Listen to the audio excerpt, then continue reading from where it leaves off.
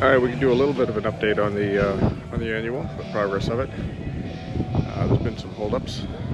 There's a lot of music going on here, though we can avoid that. Anyhow, here we are. So we're outside. One thing that has been done is we redid the front wheel, pulled it all apart. The shimmy damper's not put back on yet. We fixed that.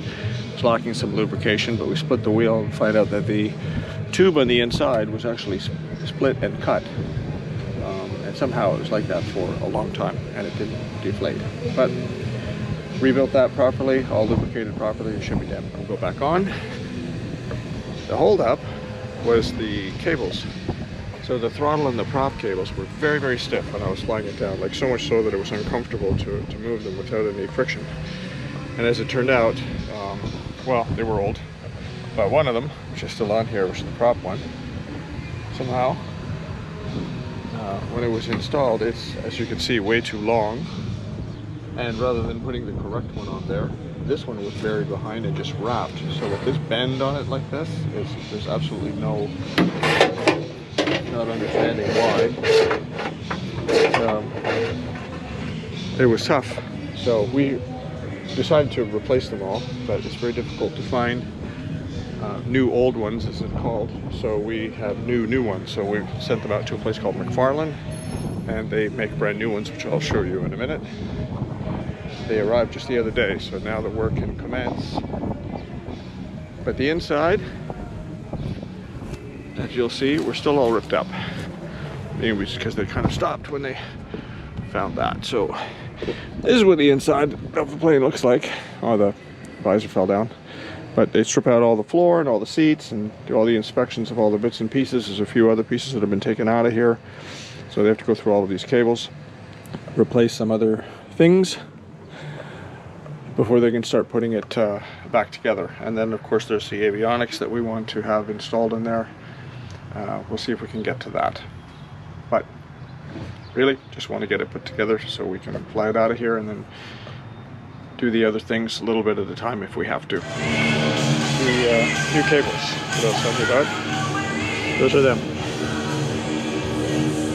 Brand new, the old ones behind it, and the brand new ones obviously on top. Decided to replace them all, so they'll be fresh and good for another 62 years. Alright, well, let's take a look at this a little closer. This colossal mess that's all completely ripped out. So lovely, huh? So this panel right here, we're gonna of course take this off and we're gonna cut this and put a 796 in there with the angled box, which is a it's a portable unit, but I like it. I can reach it nicely from there. It has all my flight, you know, airport information, weather and such, and it's just that. But I'm very, very familiar with it. Like, these we'll get rid of, and inside here there will be two Garmin GNS 480s, which are the original ones, but they're good. And then we'll move the audio panel to over there, and the S-Tech, the audio autopilot, that will be there as well. So I have a picture of that. I got it all drawn out, but that's where all that's going to go. We might have to actually make a new frame to accommodate that, but they can take care of that. Carb air in-op, they'll fix that. These guys were not exactly fantastic, so we'll get those fixed too. In time, I'll put a proper engine analyzer in there, and actually move it over, rearrange that. These two guys will put over here. This will get rid of, and this will get rid of, and it'll be replaced by the engine analyzer, which will sit here. These are fine. They're not exactly the same gauges, but they're fine. They work. Still on volt for now. There's no reason to convert it from generators to alternators just yet, so we'll just leave that.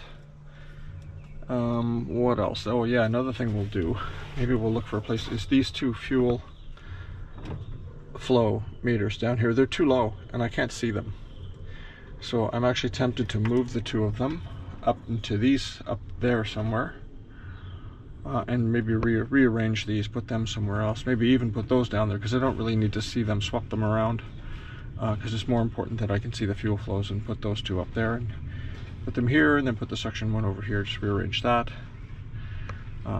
Everybody else will pretty much stay the same. We had to order, these are for the autopilot. There's the there's actually a remote for it, which I'll just cap off, but there's another piece here that you use to set your altitude and your heading and direction. So I need to get that. What else do we got here? A lot of cleanup, because it just looks like shit. It's really old. We'll just clean all this up, maybe get them repainted.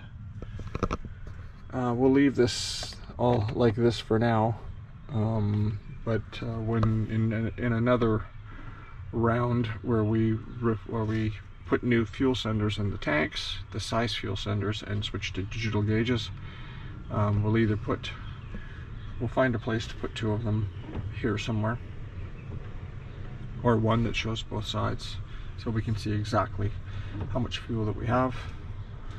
And then another change we're going to make is to get rid of this thing, which just looks like somebody made it out of paper mache.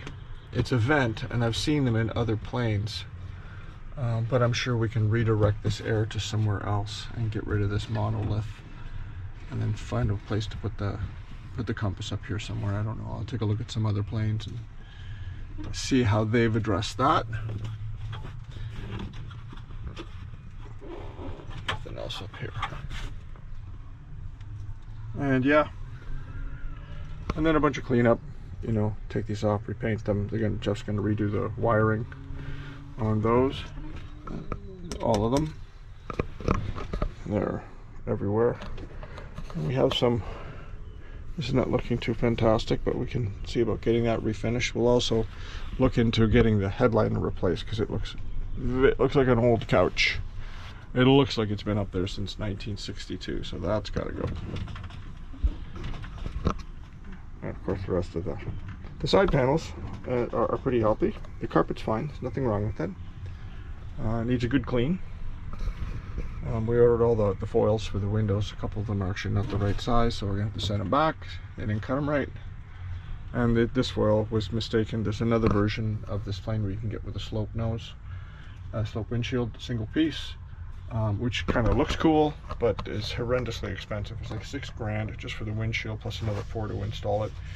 I think I'd rather put those $10,000 somewhere else than that. So lots of work to do, but job number 1 now is just to get those cable in, get all the basics done so we can take it and fly it, and then we'll schedule the rest of the work in little bits and pieces. Otherwise, the plane will just be gone for an entire year because everybody's busy.